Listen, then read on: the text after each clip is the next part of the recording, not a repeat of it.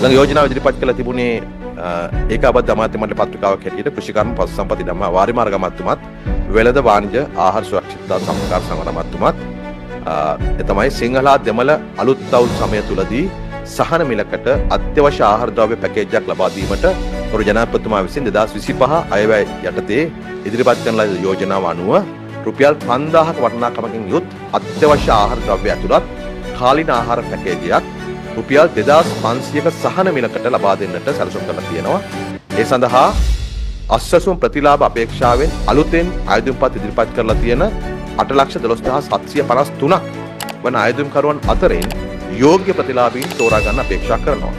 මෙම කාලීන ආහාර පැකේජය 2025 අප්‍රේල් මාසයේ 1 වෙනිදා සිට අප්‍රේල් 13 දක්වා කාලය තුර රට පුරා පිහිටි ලංකා සතොස අලෙවිසල් ජාලය සහ හෝප් පේඩ් අලෙවිසල් මගින් ආහාර පැකේජය ප්‍රතිලාභීන් වෙත ලබා දීමට අවශ්‍ය කරන පියවර ගන්න තමයි මේ ඒකාබද්ධ අමාත්‍ය මණ්ඩල සංදේශ ඉදිරිපත් කර තිබුණේ.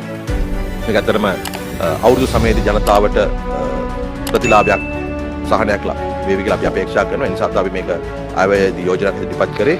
අන්නේ ක්‍රියාවලිය ඉටු කිරීම සඳහා වන කැබිනට් මණ්ඩල පත්‍රිකාවට තමයි අනුමැතිය හිමි වුනේ.